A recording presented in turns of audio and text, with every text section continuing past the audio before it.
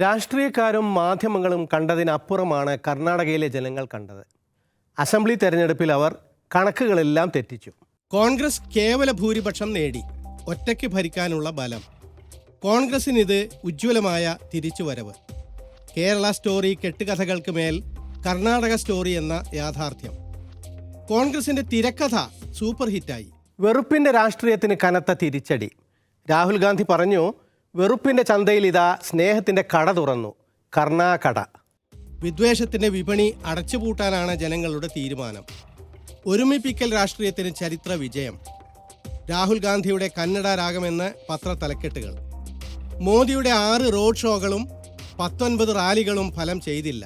ഇതോടെ തെക്കേ ഇന്ത്യയിൽ BJP ഭരണരംഗത്ത് നിന്ന് മിക്കവാറും തഴയപ്പെട്ടു. കേന്ദ്രഭരണ പ്രദേശമായ പുതുച്ചേരിയിൽ ഭരണസഖ്യ പങ്കാളിത്തം മാത്രം ബാക്കി. ഒടുക്കത്തിന്റെ തുടക്കമോ ഇത്?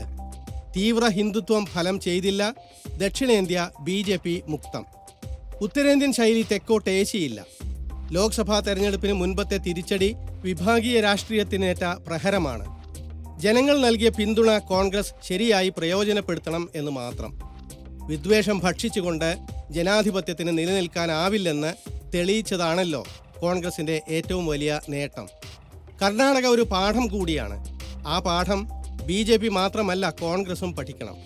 നേതാക്കൾ ജനഹിതത്തിനൊത്ത് ഉയരണം. ഒരുമയാണ് ജനങ്ങൾ ആഗ്രഹിക്കുന്നത്. വിഭാഗീയ രാഷ്ട്രീയം അവർ തള്ളിക്കളയുന്നു. ഇങ്ങനെ തെക്ക് തുടങ്ങുന്നു ഒരുമയുടെ രാഷ്ട്രീയത്തിന്റെ തേരോട്ടം. ഇന്ത്യയിലെ വിവിധ പത്രങ്ങൾ കർണാടക തെരഞ്ഞെടുപ്പ് ഫലം ലീഡാക്കുക മാത്രമല്ല, അത് ദേശീയ രാഷ്ട്രീയത്തിൽ ഉണ്ടാക്കുന്ന സ്വാധീനവും എടുത്തുകാട്ടി. തെന്നിന്ത്യ BJPക്ക് നഷ്ടപ്പെട്ടതും കോൺഗ്രസിന്റെ തിരിച്ചുവരവും തന്നെ പ്രധാന തലക്കെട്ടുകൾ. തകർന്ന അവസ്ഥയിൽ നിന്ന് ആ പാർട്ടി തിരിച്ചു വരുന്നതാകട്ടെ മുൻപ് പറഞ്ഞ പോലെ വെറുപ്പിനും വിഭാഗീയതയ്ക്കും മേൽ ഒരുമയുടെയും സ്നേഹത്തിന്റെയും ആധിപത്യം പ്രഖ്യാപിച്ചുകൊണ്ടും. വിവിധ പ്രാദേശിക പത്രങ്ങൾ മുതൽ ദേശീയ പത്രങ്ങൾ വരെ ഈ വശം എടുത്തു പറഞ്ഞു. ജനങ്ങളുടെ മനസ്സറിയുന്നതിൽ മാധ്യമങ്ങൾക്ക് പലപ്പോഴും പിഴച്ചു. എന്നാൽ ഒരു ഓൺലൈൻ വാർത്താ പോർട്ടൽ eDina.com വളരെ നേരത്തെ തന്നെ തെരഞ്ഞെടുപ്പ് ഫലം, സീറ്റ് വിഹിതമടക്കം മിക്കവാറും കൃത്യമായി പ്രവചിച്ചു. മേയിലെ വോട്ടെടുപ്പിനെ പറ്റി അവർ മെഗാ സർവേ നടത്തിയത് മാർച്ച് ഏപ്രിൽ കാലത്തായിരുന്നു. മറ്റ് സർവേകളെല്ലാം പിഴച്ചപ്പോൾ eDina മുൻകൂട്ടി പറഞ്ഞ സീറ്റുകൾ തന്നെ ഫലപ്രഖ്യാപനത്തിലും കണ്ടു. ഫോൺ വഴിയല്ലാതെ നേർക്ക് നേരെ വോട്ടർമാരോട് ചോദിച്ചതും വലിയ സാമ്പിൾ സൈസും അതിന് തുണയായി. അതേസമയം മുൻനിര മാധ്യമങ്ങളുടെ പ്രവചനം പിഴച്ചു. ഇതാ ഏഷ്യാനെറ്റ് സുവർണ ന്യൂസ് ചാനലിന്റെ പ്രവചനം. യഥാർത്ഥ ഫലവുമായുള്ള അന്തരം നോക്കുക. ഏഷ്യാനെറ്റ് BJPക്ക് 114 സീറ്റ് വരെ പ്രവചിച്ചു, കോൺഗ്രസിന് 98 സീറ്റ് വരെയും. ഫലം വന്നപ്പോൾ കോൺഗ്രസിന് 135, BJPക്ക് 66. സർവേയിൽ മാത്രമല്ല, വാർത്താ കവറേജിലും വലിയ പ്രകടനങ്ങളിൽ ശ്രദ്ധിച്ച മാധ്യമങ്ങൾക്ക് ജനങ്ങളുടെ മനസ്സ് വായിക്കാൻ കഴിഞ്ഞില്ല. ഈ കഴിവുകേട് രസകരമായ രീതികളിൽ പുറത്തു വന്നു. BJP IT സെൽ മേധാവി അമിത് മാളവ്യ ഇന്ത്യ ടുഡേ അവതാരകൻ രജ്ദീപ് സർദേശായിയോട് രോഷം കൊണ്ടു. അദ്ദേഹത്തെ വ്യക്തിപരമായി അധിക്ഷേപിച്ചു. സർദേശിയാകട്ടെ മാളവ്യക്ക് മൈസൂർ പാക്ക് കൊടുത്തയക്കാൻ തീരുമാനിച്ചു. Maybe the Karnataka government has fallen short of it. We will look at these aspects and we look at all those details. But for you to suggest that there were issues like hijab and halal and others that were responsible for it is your propaganda. You should focus on writing your 3rd book on how the BJP wins 2024. Good. At least you're promoting my book on air. I'm glad. Amit Malviya, why are you so angry? Why don't you smile? I can send some Mysore Pak for you. We don't. I've got some Mysore Pak. You are of no use. You are a propagandist. You should retire. You are 58. You should go. I've been telling you, I tell you every election, but you refuse to. You should go and prostrate in front of Sonia Gandhi and ask her to give you a Rajya Sabha seat for the services that you do for the Congress party. Sir, you go lower and lower. The lower you go, the higher I will climb. I will smile every time you give these low jibes. You're from the party of Vajpayee and Advani. This is the party of Vajpayee and Advani. You don't reduce it to personal jibes. The great Mr. Vajpayee would lose elections and smile. You don't intimidate me. Don't intimidate me, sir. Please. But have a good day. Have a good day. I am going to send you Mysore Pak. I promise you. വിവിധ exit പോളുകൾ പോലും കോൺഗ്രസിന്റെ വൻ വിജയം കണ്ടില്ല. കണ്ടത് നേരിയ മുൻതൂക്കം മാത്രം. ന്യൂസ് നേഷൻ ചാനലിന്റെ എക്സിറ്റ് പോൾ ആകട്ടെ BJPക്ക് 114 സീറ്റ് പതിച്ചു നൽകുകയും ചെയ്തു. അടുത്ത എക്സിറ്റ് പോൾ ഫലം പുറത്തു വരികയാണത്. ന്യൂസ് നാഷൻ പുറത്തുവിടുന്ന എക്സിറ്റ് പോൾ സർവേ ഫലമാണ്. 114 സീറ്റുകൾ BJPക്ക്. BJPക്ക് ഏകപക്ഷീയമായ മുൻതൂക്കം പ്രവചിക്കുകയാണ് ന്യൂസ് നാഷൻ. നമുക്കറിയാം കോൺഗ്രസിന് 114 സീറ്റോ 118 സീറ്റോ പ്രഖ്യാപിക്കുന്നത് പോലെയല്ല BJPക്ക് 114 സീറ്റുകൾ എന്ന് പ്രഖ്യാപിക്കപ്പെടുന്നത്. മാത്രമല്ല ഈ പറയുന്ന സീറ്റുകളുടെ എണ്ണത്തിൽ 86ഉം 21ഉമാണ് JDSനുള്ളത്. ഇനി പോകട്ടെ എന്ന് പറഞ്ഞ ഒരു ചാൻസ് എടുത്താൽ പോലും അവിടെ ഒരു സഖ്യ സർക്കാരിന് മാജിക്കൽ നമ്പർ തൊടാൻ കഴിയില്ല. അതുകൊണ്ട് തന്നെ BJPക്ക് പ്രഖ്യാപിക്കപ്പെടുന്ന 114 സീറ്റുകൾ എന്ന ന്യൂസ് നാഷന്റെ എക്സിറ്റ് പോൾ ഫലത്തിന് ഇവിടെ കൃത്യമായ ഒരു രാഷ്ട്രീയ സൂചന നൽകാൻ പോകുന്നതാണ്. മാധ്യമ നിരീക്ഷകർ മറ്റൊരു കൗതുകം ശ്രദ്ധിച്ചു. ഗുജറാത്തിൽ BJP ജയിച്ചപ്പോൾ എല്ലാ ചാനലിലും BJPയുടെ മുഖമായി മോദിയെയാണ് കാണിച്ചത്. കർണാടകയിലോ? ഇന്ത്യ ടുഡേയിലെ രാഹുൽ കവലിനോട് യോഗേന്ദ്ര യാദവ് കാലേക്കുട്ടി പറഞ്ഞു, ജയിച്ചാൽ മാത്രമല്ല തോറ്റാലും മോദിയെ തന്നെ കാണിക്കണം. It would show that BJP can be defeated. I think it's an extremely important thing. And since this election was the first major election coming after Bharat Jodo Yatra, and towards the end it became Rahul versus Modi. And if Congress wins, then the message is yes, Mr. Modi can be defeated. I would request one thing, Rahul, because I think last time when in Gujarat BJP won, every channel had put Mr. Modi's face and Rahul Gandhi's face. Modi won, Rahul Gandhi lost. I'm sure then when you play these things on the 13th, should you not again put Mr. Modi and Rahul Gandhi's faces? Whoever wins. Yogendra Yadav now talking more as a politician. പക്ഷേ ഇല്ല, പ്രവചനങ്ങൾ പാളുകയും BJPക്ക് വലിയ തോൽവി പറ്റുകയും ചെയ്തപ്പോൾ BJPയുടെ മുഖം മോദിയല്ല, party president നദ്ദയാണ്. രാഹുലിനെയും മോദിയെയും ഒഴിവാക്കി ഖർഗെയെയും നദ്ദയെയും കാണിച്ചു. यानी कांग्रेस अगर अपने हायर साइड पे जा रहा है तो पूर्ण बहुमत कांग्रेस को मिलता हुआ दिखाई दे रहा है. जादुई आंकड़ा जो है वो 113 का है. हमारे तमाम जो ओपिनियन पोल थे उसमें बीजेपी बढ़त बनाती हुई दिख रही थी और बहुमत के आंकड़े को छूती हुई दिखाई दे रही थी. ആജ് തക് ചാനലിൽ സുധീർ ചൗധരി സിദ്ധാന്തിക്കുന്നത് ഇങ്ങനെ: കർണാടകയിൽ കോൺഗ്രസ് ജയിക്കാൻ കാരണം BJP മുഖ്യമന്ത്രിയായിരുന്ന ബൊമ്മയ്ക്കെതിരായ വികാരമാണ്. BJPക്ക് ഇത്രയെങ്കിലും സീറ്റ് കിട്ടാൻ കാരണം മോദിയാണ്. ये तीन सबसे बड़े रीजन है बीजेपी को जो वोट मिल रहे हैं. मोदी का नाम, वो वोटर जो पारंपरिक रूप से बीजेपी के वोटर हैं, बीजेपी की विचारधारा में यकीन करते हैं, नंबर 2. और तीसरे वो वोटर जो बीजेपी के उम्मीदवार को पसंद करते हैं कि हमें इस उम्मीदवार को ही वोट देना है. जबकि कांग्रेस पार्टी को वोट राहुल गांधी, सोनिया गांधी और फिर मल्लिकार्जुन खड़गे के चेहरे पर बिल्कुल नहीं मिले. कांग्रेस को जो वोट मिले हैं वो बीजेपी सरकार की अपनी गलतियां, यानी बीजेपी सरकार के खिलाफ जो एंटी इनकम्बेंसी वेव चल रही है उसकी वजह से, मुख्यमंत्री बसवराज बोम्मई की वजह से मिले. റിപ്പബ്ലിക് ഭാരത് ഒടുവിൽ പ്രഖ്യാപിച്ചത് മോദിയുടെ റോഡ് ഷോ വന്നതോടെ കാറ്റ് BJPക്ക് അനുകൂലമായി എന്നാണ്. बेंगलुरु की सड़क पर प्रधानमंत्री नरेंद्र मोदी का मेगा शो, मोदी को देखने के लिए हजारों की भीड़ फूलों की बारिश से PM मोदी का स्वागत कर रही थी.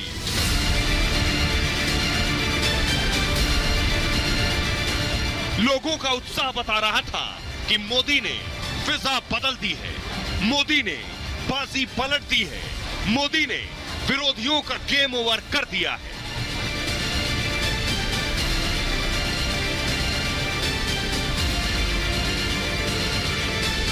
कभी भगवान को देखे नहीं ना, आज भगवान को देख रहे हैं हम लोग, हम राम को देख रहे हैं, भगवान को देख रहे हैं हम लोग.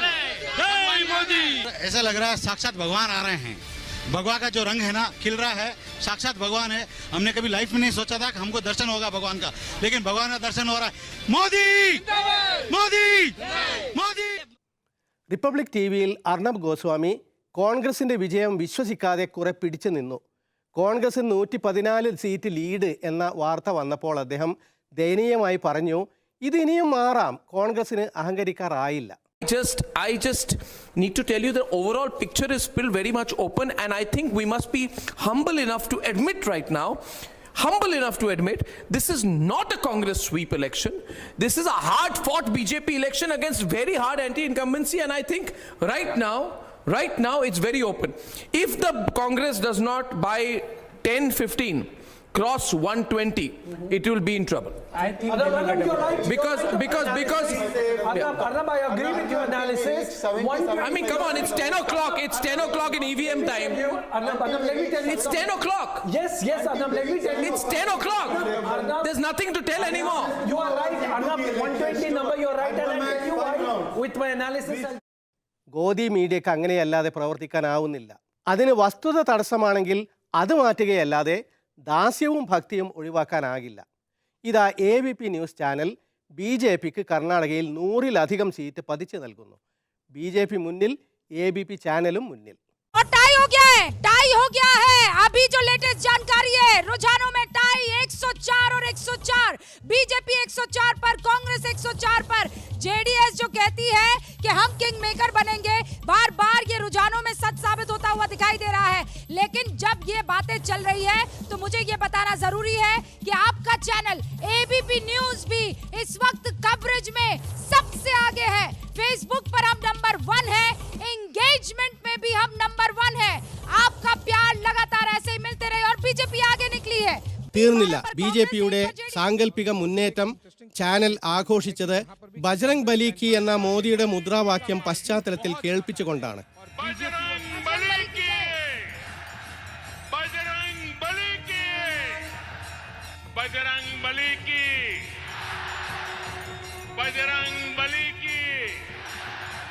एक 108 पर बीजेपी 100 पर कांग्रेस बजरंग बली का आशीर्वाद इस वक्त एक बार फिर कांग्रेस को 108 ABP അവതാരകയായ റുബീക ലിയാഖത്തിനും കൂട്ടർക്കും ആവേശം അടക്കാനാകുന്നില്ല.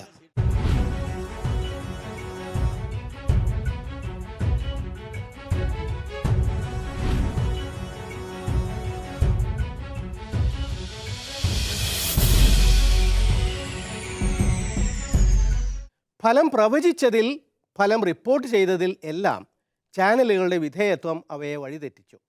സമൂഹ മാധ്യമങ്ങളിൽ പതിവ് വിദ്വേഷ കച്ചവടക്കാർ കഥകൾ മെനഞ്ഞ് ഇറങ്ങി. ഒരു മാതൃക ഇതാ. ഒരു മണ്ഡലത്തിൽ ജയിച്ച കോൺഗ്രസ്സുകാർ പാകിസ്ഥാൻ സിന്ദാബാദ് വിളിച്ചു എന്ന്.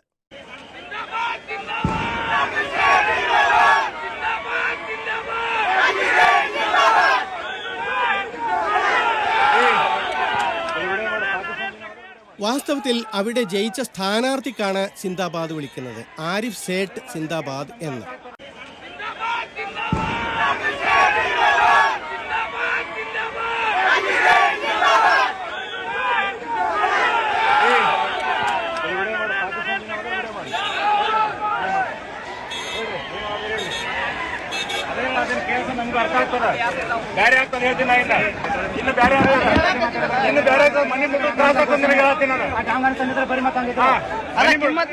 BJP അനുകൂല ചാനലുകൾ അതിവേഗം കർണാടക വിട്ടു.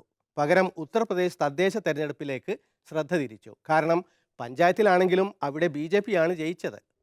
UP തദ്ദേശ തെരഞ്ഞെടുപ്പുകൾക്ക് അങ്ങനെ വലിയ പ്രാമുഖ്യം കിട്ടി. പക്ഷേ ദേശീയ രാഷ്ട്രീയത്തിൽ BJPയുടെ ഉയർച്ചയും താഴ്ചയും ഇന്ത്യ ടുഡേ ഈ ഭൂപടത്തിൽ കാണിക്കുന്നു. 2018 രാജ്യത്തിൻ്റെ വലിയൊരു ഭാഗത്ത് അധികാരം സ്ഥാപിച്ചിരുന്ന BJP ഇന്ന് ശോഷിച്ചിരിക്കുന്നു. ഇന്ത്യയുടെ രാഷ്ട്രീയ ഭൂപടത്തിൽ നിർണായകമായ മാറ്റം വരുത്തിയിരിക്കുന്നു ഈ തെരഞ്ഞെടുപ്പ്. ദക്ഷിണേന്ത്യയിൽ പ്രധാനമന്ത്രിക്ക് പോലും പിന്തുണ നേടിക്കൊടുക്കാനായില്ല. കർണാടക നൽകുന്ന സന്ദേശം നിസ്സാരമല്ല എന്ന് പത്രങ്ങൾ. വടക്ക് വിജയിച്ച വിദ്വേഷ രാഷ്ട്രീയം തെക്ക് ഫലം ചെയ്തില്ല. കേരളത്തിലേക്ക് നോക്കൂ എന്ന് ഭീഷണിപ്പെടുത്താനാണ് പറഞ്ഞതെങ്കിലും കർണാടകം കേരളത്തിലേക്ക് നോക്കി. പശു പാല് തരും, വോട്ട് തരില്ല എന്ന ഒന്നാം പാഠം അവർ പഠിപ്പിച്ചു. കർണാടകയിൽ തോറ്റത് വിഭാഗീയ രാഷ്ട്രീയം മാത്രമല്ല, വിധേയ ജേർണലിസം കൂടിയാണ്. കുറേ വടക്കൻ ചാനലുകൾ പ്രത്യേകിച്ചും കാണിച്ച രാഷ്ട്രീയ ദാസ്യം രാജ്യം ശരിക്കും അറിഞ്ഞു.